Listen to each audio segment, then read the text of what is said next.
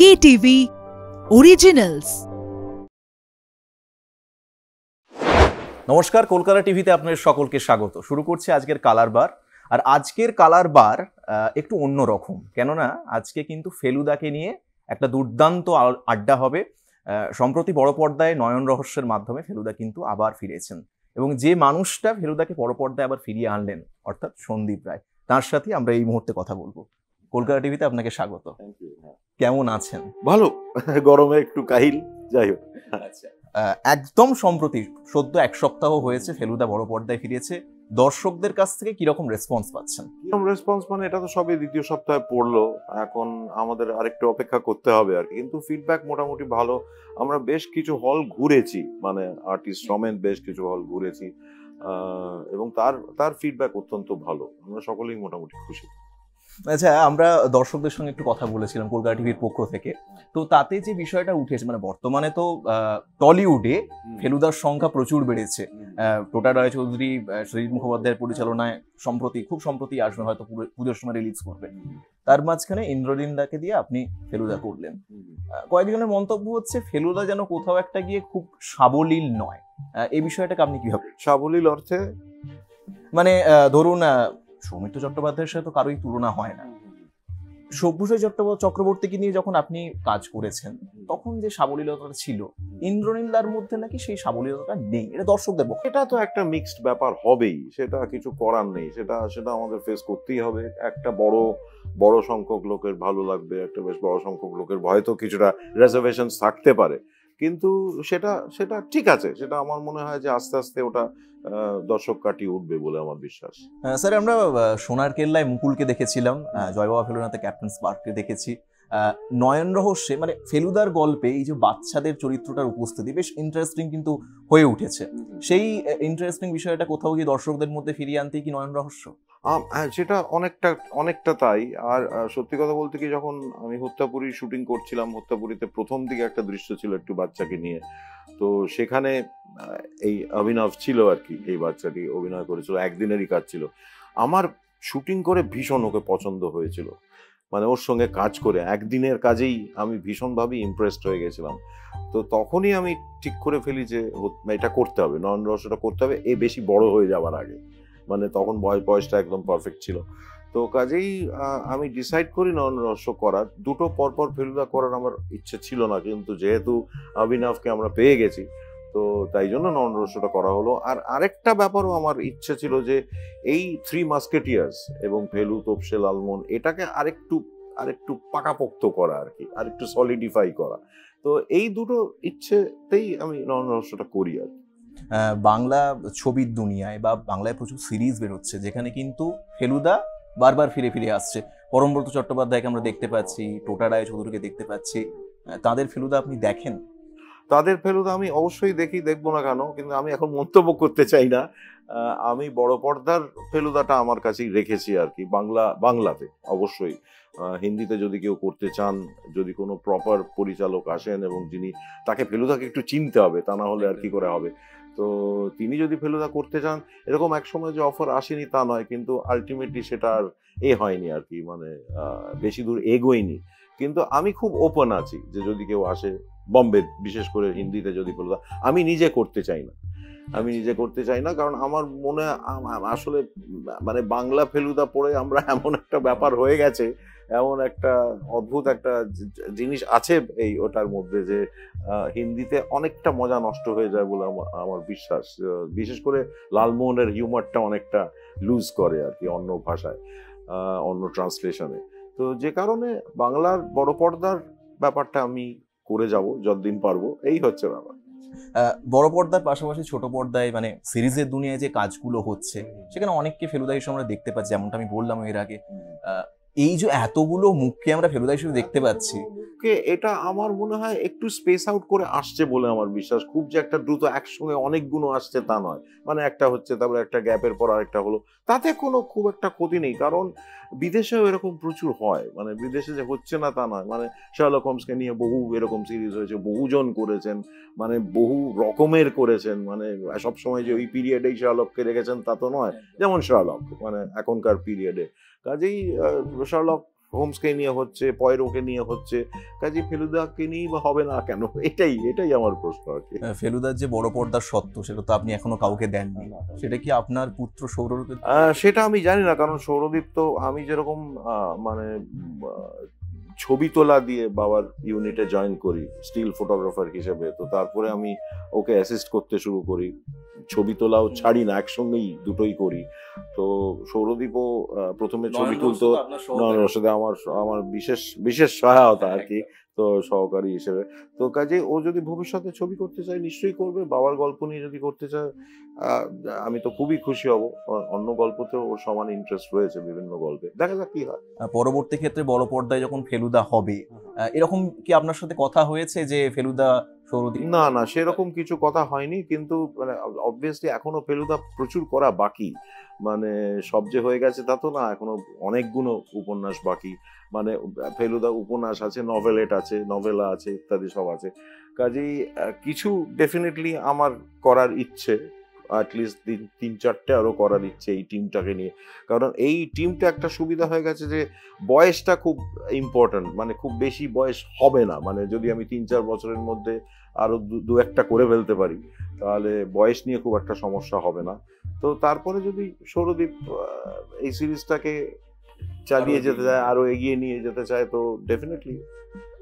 ফেলুদার গল্পে অনেক অসমাপ্ত গল্প রয়ে গেছে, তো বেশি নেই, অসমাপ্ত বেশি নেই, হ্যাঁ মানে কিছু কিছু আছে, একটা ওই আদিত্য বর্ধনের আবিষ্কার বলে একটা আছে, তো সেটা রয়েছে। আর কিছু কিছু যেগুলো অসমাপ্ত রয়েছে সেগুলো আবার পরে অন্যরকম ভাবে বাবা লিখেছেন, কাজেই একমাত্র আদিত্য বর্ধনের আবিষ্কারটাই আমি বলবো অসম্পূর্ণ। সেই অসম্পূর্ণ কাজকে আপনি অসম্পূর্ণ কাজ আমার ওই সাহস নেই কারণ বাবার লেখার যে অদ্ভুত একটা স্টাইল, একটা অদ্ভুত একটা মসৃণ একটা ব্যাপার, মানে যেটাকে আমরা আনপুট ডাউনেবল বলি আর কি ইংরেজি ভাষায়, তো কাজে সেই ভাষা খুব মুশকিল আয়ত্তে আনা, খুব মুশকিল, কাজে ওটা আমি চাই না। আমার মনে হয় যে অসম্পূর্ণটা অসম্পূর্ণই থাকুক।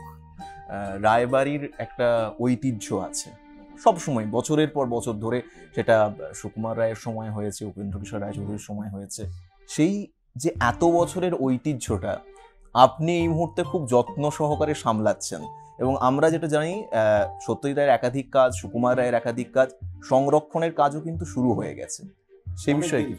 অনেক দিন থেকেই, মানে আমরা প্রথমে বাবার ছবিগুলোকে বাঁচানোর একটা আমরা ড্রাইভ নিয়েছিলাম, সেটা মানে প্রায় 90% সফল হয়েছে, এখন সব ছবি মোটামুটি ভালো অবস্থায় রয়েছে। এখন যেটা আমাদের কাজ হচ্ছে ছবি করার ফাঁকে ফাঁকে, সেটা হচ্ছে যে এই উপেন্দ্র কিশোর, সুকুমার, সত্যজিৎ, এদের লেখাপত্র, এদের আঁকা জোকা লেখাপত্র, এগুলোকে সংরক্ষণ করা। উপেন্দ্র কিশোর সুকুমারের যে খুব একটা বিশেষ কিছু আছে তা নয়, মানে আমাদের বাড়িতে অন্তত খুব সামান্যই আছে, কিন্তু বাবার কাজ প্রচুর আছে, প্রচুর আছে। তো সেটাকে এখন আমরা মানে এখন আমি বলবো না, বহুকাল ধরেই যখন ফিল্মটা মোটামুটি একটা জায়গায় এসে পৌঁছেছে, তারপর আমরা ঠিক করি যে কাগজপত্রগুলো ঠিকঠাক করতে হবে, কারণ আমাদের যা আবহাওয়া তাতে কাগজপত্র নষ্ট হয়ে যাওয়ার ভীষণভাবেই একটা চান্স রয়েছে, কারণ এখন অলরেডি অনেক জিনিস খারাপ হয়ে গেছে, তো সেগুলোকে যাতে আবার নতুন করে রেস্টোর করা যায় বা প্রিজার্ভ করা যায়, সেই কাজটা কিন্তু প্র্যাকটিক্যালি ফুল টাইম জব, এবং সেটা করা তো আছেই, প্লাস সন্দেশের কাজ তো আছেই, সেসব মিলিয়ে ঠিকই আছি। যারা সত্যজিৎ রায়কে নিয়ে পড়াশোনা করছে বা আগামীতেও করতে চাইছে, এই যে তথ্য যেগুলো আমি সংরক্ষণ, এখন যারা করছেন, শুধু তো দেশে নয় বিদেশেও বহু কাজ হচ্ছে ওকে নিয়ে, বিদেশে আবার নতুন করে ফিল্মগুলোকে, মানে এখন এখানে যেরকম ফিজিক্যাল আর পাওয়া যায় না, ডিভিডি আর এগুলো তো আর দোকানপাট সব বন্ধ হয়ে গেছে, কিন্তু বাইরে সমানভাবে বেরিয়ে চলেছে, ডিভিডি আর ব্লুরে বেরিয়ে চলেছে, রেস্টোর্ড ভার্সনগুলো বেরিয়ে চলেছে, আর প্লাস বহু লোকে বাবার বিভিন্ন বিষয় নিয়ে রিসার্চ করছে, এবং তারা আমাদের যে সোসাইটিটা রয়েছে, তো সেই সোসাইটিকে লেখে যে আমাকে এই ধরনের জিনিস একটু সাহায্য করো, এই ভিজুয়ালস দাও, ওই ভিজুয়ালস দাও, সেগুলো আমরা দিয়ে থাকি, এবং সেটা হচ্ছে আমাদের এখন একটা খুব বড় কাজ, রেস্টোর করা। একদম। এবার আপনার প্রসঙ্গে একটু আসি, আমার কাছে তথ্য আছে 1983 ফটিকচাঁদ সিনেমা দিয়ে আপনি সম্ভবত পরিচালক হিসেবে প্রথম টলিউডে পা রেখেছিলেন, তারপর থেকে একাধিক ফেলুদা সিনেমায় কাজ করেছেন, একাধিক ছবিতে কাজ করেছেন। দর্শক কতটা পাল্টেছে? দর্শক তো পাল্টেছে, অবশ্যই পাল্টেছে। দর্শক বিশেষ করে প্যান্ডেমিকের পর আরো পাল্টেছে, কারণ এখন তো আর মানে মানে বাইরে গিয়ে সিনেমা দেখার অভ্যেসটা এখন আবার শুরু হয়েছে, কিছু কিছু দেখতে পাচ্ছি। কিন্তু প্যান্ডেমিকের জন্য তো একেবারে ঘরবন্দি হয়ে গেছিল, কাজে তখন একটা ওটিটি ইত্যাদি একটা সাংঘাতিকভাবে একটা ডেভেলপ করেছে ওই ওই ব্যাপারটা। আর সেটা তো হয়েছে, দর্শক পাল্টেছে, সিনেমা হলগুলো পাল্টেছে, মানে স্ট্যান্ডঅ্যালোন সিনেমা হল তো আর নেই প্র্যাকটিক্যালি, হাতে গোনা যায়। তো কাজেই সব মিলিয়ে, আর এখন মোবাইল টোবাইল নানা রকমের টেকনোলজি এসে গেছে, কাজেই পাল্টেছে। আর তাছাড়া এখন একটু কনসেন্ট্রেশন স্প্যানটাও একটু একটু কমের দিকে, সেই হচ্ছে ব্যাপার। সেটা কি সিনেমার দুনিয়ার জন্য খুব খারাপ? সে সিনেমার জন্য আমাদের ভীষণভাবেই ভাবতে হয় সিনেমা করার আগে, যে মানে কারণ এখনো আমরা যখন সিনেমা দেখতে যাই তখন বিভিন্ন দেখি যে সিনেমা তখন চলছে, তখন বিভিন্ন জায়গায় দেখি আলো জ্বলছে আর কি, মানে টেক্সট করছেন বা কি একটা হচ্ছে, এরকম একটা ব্যাপার হচ্ছে। কাজেই সময় পাল্টেছে এবং সে সঙ্গে আমাদেরও পাল্টাতে হবে, আমাদেরও চেষ্টা করতে হবে যে কিভাবে কি হয়। খুব কঠিন। মানে এখন তো দর্শক কোথাও একটা গিয়ে আমার মনে হয় একটু বেশি বড্ড খুঁতখুঁতে, মানে না, খুঁতখুঁতে শুধু নয়, যেমন এই যে ইন্টারভিউ, মানে মানে নয়ন রহস্যর আগে আমরা প্রচুর প্রচুর ইন্টারভিউ দিয়েছি বিভিন্ন জায়গায়, বিভিন্ন এখন তো মিডিয়ামের শেষ নেই, মানে সব জায়গায়। এবং একটাই প্রশ্ন হঠাৎ একজন করে বসলো যে এটা টেলিভিশনে কবে আসবে, কবে। এখন আমরা তো বড় পর্দার জন্য ছবি করি, প্রেক্ষাগৃহে যাহার ইচ্ছেটা পাল্টাচ্ছে। হ্যাঁ সেটাই হচ্ছে, পাল্টাচ্ছে না, কমে যাচ্ছে আর কি। সেটাকে বাড়াতে হবে আর কি, সেটা বাড়াতে হবে, কারণ বড় পর্দার মজা কিন্তু আর কোথাও পাওয়া যায় না। মানে সেরকম ভাবে যদি আমরা একটু চেষ্টা করি, তাহলে বড় পর্দার একটা আলাদা মজা আছে, একটা আলাদা ম্যাজিক রয়েছে, যেটা যেটা ছোট পর্দায় কোনোভাবেই পাওয়া সম্ভব নয় সব দিক থেকে। কাজেই আমরা সকলেই চাইবো যে মানে মানে বাংলা ছবিকে বাঁচাতে হবে, বড় পর্দা বাঁচাতে হবে, লোকেদের আবার সিনেমা হলে ফিরিয়ে আনতে হবে, এটাই হচ্ছে ব্যাপার। এবার সিনেমা হল থেকে একটা প্রশ্ন মাথায় এলো, বহু সিনেমা, বাংলা সিনেমার ক্ষেত্রে বেশিরভাগ ক্ষেত্রে অনেক সময় শোনা যায় অপরাজিত যখন রিলিজ করেছিল তখন দেখতে পাওয়া গেছে নন্দনের রিলিজ নিয়ে একটা কিন্তু কন্ট্রাডিকশন তৈরি হয়, সে বিষয়ে আপনার মত? আমার মত না, আমার শুধু একটাই, আমি এর মধ্যে যাব না, এই এই কারণ আমার আমার মনে হয়েছিল যে ওটা ডেফিনেটলি রিলিজ করা উচিত ছিল, কারণ নন্দনে কিন্তু অপরাজিত শুটিং হয়েছে, ছবির শুটিং হয়েছে। এখন সেটা মানে ডেফিনেটলি হওয়া উচিত ছিল বলে আমার ধারণা। এবং মানে না হয়েও যথেষ্ট সাংঘাতিক একটা ছবিটা পপুলারিটি পেয়েছে, সুনাম হয়েছে ছবিটার, সেটা তো কোনো সন্দেহ নেই, কিন্তু এটাই আমার বক্তব্য। সত্যজিৎ রায়ের চরিত্রে যিনি অভিনয় করেছিলেন জিতু কমল, তাকে নিয়ে পরবর্তী ক্ষেত্রে আপনি কোনো সিনেমা করবেন? ইমিডিয়েটলি তো ভাবনা চিন্তা নেই, অবশ্যই নেই, কিন্তু ও খুব ভালো করেছে এবং ওকে খুব ভালো মানিয়েছে, এটা আমি বিশেষ করে মানে যিনি মেকআপ করেছেন সোমনাথ, মানে তাকে আমি খুব বাহবা দেবো, তাকে 100-তে 100 দেবো প্র্যাকটিক্যালি। সত্যি কথা বলতে গিয়ে অসম্ভব ভালো, মেকআপটা অসম্ভব ভালো হয়েছে। আর জিতু অত্যন্ত ভালো, মানে বাবার বডি ল্যাঙ্গুয়েজটা অত্যন্ত ভালোভাবে মানে ফুটিয়ে তুলতে পেরেছে আর কি, এবং খুব রেসপেক্টফুলি করেছে রোলটা, যেটা আমার খুব পছন্দ হয়েছে। সত্যজিৎ রায় বাংলা সিনেমাকে একদম বিশ্বের দরবারে পৌঁছে দিয়েছিল। বর্তমান সময়ে দাঁড়িয়ে দেখতে পাওয়া যাচ্ছে অনেক সিনেমার কাজ হচ্ছে, প্রচুর কমার্শিয়াল সিনেমা হচ্ছে, গোয়েন্দা চরিত্রের মধ্যে ফেলুদা ব্যোমকেশ তো আছেই, তার সঙ্গে একেন বাবু এসেছেন, সোনাদা এসেছে। বাংলা সিনেমা আগামী কয়েক বছরের মধ্যে কি আবার বিশ্বের দরবারে পৌঁছতে পারে? সেটা তো বলা খুব কঠিন, কারণ এখন বিশ্বর ব্যাপারটাই ভীষণভাবে পাল্টে গেছে, এখন ওই কনসেপ্টটাই পাল্টে গেছে, কাজেই সেটা বলা খুব মুশকিল। কিন্তু নানান মানে একেবারে সব যে ডিটেকটিভ ফিকশন, সব যে থ্রিলার তা তো নয়, কিন্তু বিভিন্ন জিনিস নিয়ে কিন্তু এক্সপেরিমেন্ট হচ্ছে, বিভিন্ন বিষয় নিয়ে কিন্তু এক্সপেরিমেন্ট হচ্ছে। তো সেটা খুব ভালো বলে আমার বিশ্বাস। আর এখন নতুন একটা হয়েছে আর কি, একটা মানে টেকনিক্যাল একটা ব্যাপার হয়েছে, খুব ভালো ভালো টেকনিশিয়ান এসছে, খুব ভালো ভালো পরিচালকেরা এসছেন, এবং তারা নানা রকম বিষয় নিয়ে কাজ করছেন, এটা খুব সুখের বিষয় আমার কাছে মনে হয়। এবং নানান আগে যেরকম একটা কাট অ্যান্ড পেস্ট ব্যাপার হতো, কপি হতো, সাউথ ইন্ডিয়ান কপি ইত্যাদি, সেগুলো কিন্তু এখন আর হচ্ছে না, অতটা হচ্ছে না, সেটা একটা খুব সুখের বিষয়। এবং সেটা মানে এর কিন্তু একটা ভালো দিকও আছে অবশ্যই, যেটা আমরা বুঝতে পারছি একটু একটু করে। বাংলা ছবি বর্তমানে যেগুলো বেরোচ্ছে আপনার ছবি ছাড়া বাকি অন্যান্য ছবি দেখা হয়? বাকি ছবি দেখা হয় এবং দেখা এবার মানে আসলে মানে নিজের ছবি নিয়ে এত ব্যস্ত থাকার ফলে অন্য কোনো আর দেখা হয় না।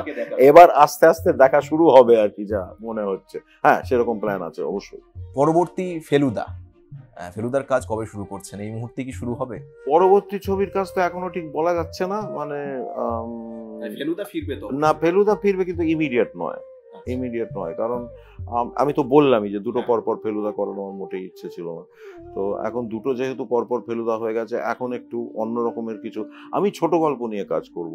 মানে অনেক দিন ধরেই আমি ভাবছিলাম যে ছোট গল্প নিয়ে কাজ করব, যেরকম যেখানে ভূতের ভয় করেছি, যেরকম 4 বলে একটা ছবি করেছি। কাজেই ছোট গল্প নিয়ে একেবারে যে শুধু যে বাবার গল্প হবে তা না, অন্যদের গল্প নিয়েও কাজ করার ডেফিনেটলি আমার ইচ্ছা আছে, ছোট গল্প। তো কাজেই এখন একটু ছোট গল্প, একটু অন্য বিষয় নিয়ে কাজ হবে।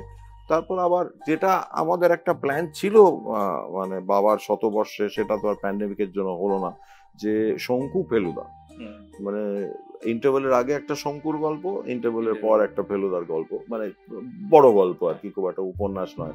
সেই প্ল্যানটা ডেফিনেটলি আছে। কাজেই সেটা আমার মনে হয় যে এই ছোট গল্পগুলো করার ফলে যদি ওটা একটু মনোযোগ দেওয়া যায়, ভালো হয় আর কি। শঙ্কু কি আলাদাভাবে ফিরবে? আলাদাভাবে ফেরাটা আমি ঠিক জানি না, কারণ এখন মানে শঙ্কুর লজিস্টিক নিয়ে একটু ভাবার চিন্তা রয়েছে, যেটা এখন আমার মনে হয় না ইমিডিয়েটলি কোনো প্রযোজক আছেন এত বড় মাপের একটা কাজ করা, এই ঝুঁকিটা নেওয়ার, সেরকম কোনো প্রযোজক আছেন। কারণ এখন অনেক প্রযোজকই ভীষণভাবে ওটিটিতে ইনভলভড হয়ে যাচ্ছেন, মানে বড় পর্দায় আর খুব একটা বড় জিনিস করতে চাইছেন না। কাজেই শঙ্কু, আমার মনে হয় আপাতত একটা ছোট শঙ্কু হোক, তারপরে যদি বড় শঙ্কুর কেউ এগিয়ে আসেন, তাহলে ডেফিনেটলি বড় শঙ্কুর কথা ভাবা যেতে পারে। আজকের আড্ডার একদম শেষ পর্যায়ে এবং লাস্ট দুটো প্রশ্ন করব। বঙ্কুবাবুর বন্ধু বড় পর্দায় কি কোনোদিন আসবে? বঙ্কুবাবুর বন্ধু বড় পর্দায় ডেফিনেটলি আসবে, কারণ আমি বঙ্কুবাবুর বন্ধু করেছিলাম অনেক আগে, হিন্দিতে করেছিলাম, সেটা 1986 সালে। মানে সত্যজিৎ রায় প্রেজেন্টস বলে আমরা তখন টেলিভিশনের জন্য একটা কাজ করছিলাম, ন্যাশনাল নেটওয়ার্কের জন্য। তো সেখানে বঙ্কুবাবুর বন্ধু করেছিলাম, কিন্তু আর করা হয়নি, এবং সেই ছবিগুলো প্র্যাকটিক্যালি নিশ্চিহ্ন হয়ে গেছে, এখন আর দেখতে পাওয়া খুব প্রায় যাই না। তো কাজেই বঙ্কুবাবুর বন্ধুটা ডেফিনেটলি হবে, ওটা আমার কিন্তু প্ল্যান আছে, এবং আমার চিত্রনাট্যও লেখা আছে, সেটা হওয়া উচিত। বেশ, অপেক্ষায় থাকলাম। আর একদম শেষ প্রশ্ন, কলকাতা টিভি এবং আপনার যারা অনুরাগী আছে, যারা ফেলুদা ভালোবাসে, তাদের উদ্দেশ্যে কি বলবেন? তাদের উদ্দেশ্যে আমি একটা কথাই বলবো যে মানে গুজবে কান দেবেন না, ছবিটা দেখুন, নয়ন রহস্য বড় পর্দায় দেখুন, টেলিভিশনের জন্য অপেক্ষা নয়, বড় পর্দায় দেখুন ছবিটা, আশা করি উপভোগ করবেন, এইটুকুই আমি বলতে পারি। আর কলকাতা টিভি সকলকে আমার আন্তরিক শুভেচ্ছা। একদমই, অসংখ্য ধন্যবাদ। কথা বললাম সন্দীপ রায়ের সাথে। নয়ন রহস্য প্রেক্ষাগৃহে এসে গেছে, 1 সপ্তাহ হয়ে গেল, আপনারা ইচ্ছা করলেই দেখে আসতে পারেন। ফেলুদার গল্প মানেই সবসময় একটা ইমোশন তো জড়িয়েই আছে। আর কালার বারকে এতটা ভালোবাসার জন্য অসংখ্য ধন্যবাদ। দেখতে থাকুন কলকাতা টিভি, সঙ্গে থাকুন কলকাতা টিভি। কলকাতা টিভি, রাত দিন 7 দিন।